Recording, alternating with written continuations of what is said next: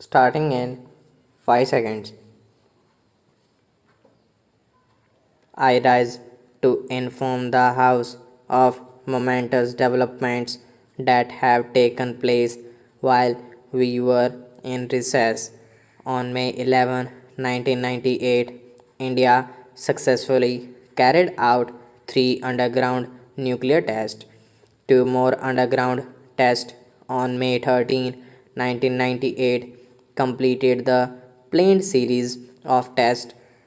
I would like this House to join me in paying fulsome tribute to our scientists, engineers, and defense personnel whose singular achievements have given us a renewed sense of national pride and self confidence. In addition to the statement I now make, I have also taken the opportunity to submit to the House a paper entitled Evolution of India's Nuclear Policy. In 1947, when India emerged as a free country to take its rightful place in the Committee of Nations, the nuclear age has already dawned. Our leaders then took the crucial decision to opt for self reliance and freedom of thought and action. We rejected the Cold War paradigm and chose the more difficult path of non alignment.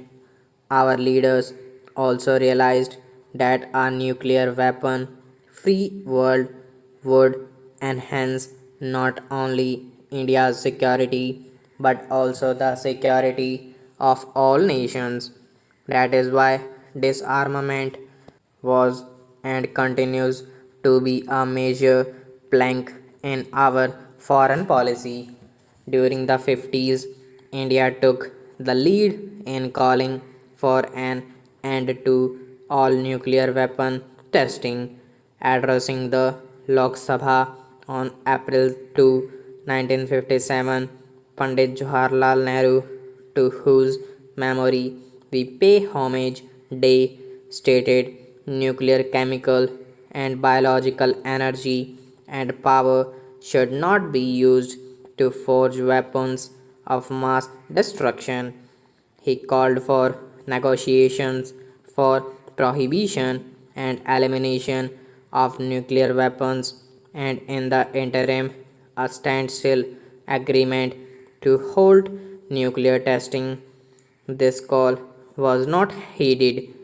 In 1965, along with a small group of non aligned countries, India put forward the idea of an international non proliferation agreement under which the nuclear weapon states would agree to give up their arsenals provided other countries refrained from developing or acquiring such weapons.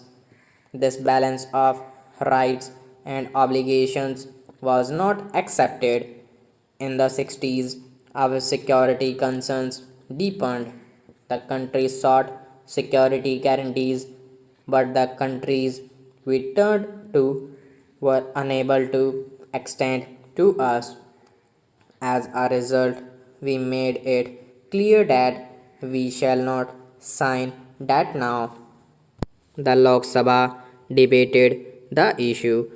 Prime Minister late Srimati Indira Gandhi assured the House that we shall be guided entirely by our self entitlement and the considerations of national security. This was a turning point, and this House strengthened the decision of the then government by reflecting a national consensus. Our decision not to sign the NPT was in keeping with our basic objectives. In 1974, we demonstrated our nuclear capability. Successive governments thereafter have taken all necessary steps in keeping with that resolve and national will to safeguard India's nuclear option. This was the primary reason behind the 1996 decision for not signing the CTBT, a decision that also enjoyed consensus of this House. The decades of 80s and 90s had meanwhile witnessed the gradual deterioration of our security environment as a result of nuclear and missile proliferation. In our neighborhood, nuclear weapons had increased and more sophisticated delivery systems inducted. In addition, India has also been the victim of externally aided and abetted terrorism, militancy, and clandestine war at a global level. We see no evidence on the part of the nuclear weapon states to take decisive and irreversible steps in moving towards a nuclear weapon free world. Instead, we have seen that the NPT has been extended indefinitely and unconditionally, perpetuating the existence of nuclear weapons in the hands of the five countries. Under such circumstances, the government was faced with a difficult decision.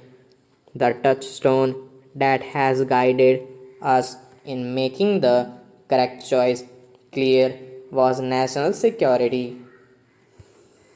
These tests are a continuation of the policies set into motion that put this country on the path of self reliance and independence of thought and action. India is now a nuclear weapon state. This is a reality that cannot be denied. It is not a conferment that we seek, nor is it a status for others to grant. It is an endowment to the nation by our scientists and engineers. It is India's due the right of one sixth of humankind. Our strengthened capability adds to our sense of responsibility. We do not intend to use these weapons for aggression or for mounting threats against any country. These are weapons of self defense to ensure that India is not subjected to nuclear threats or coercion. We do not intend to engage in an arms race. We had taken a number of initiatives in the past. We regret that these proposals did not receive a positive response from other nuclear weapon states. In fact, that had led to our current testing program as such. Stop.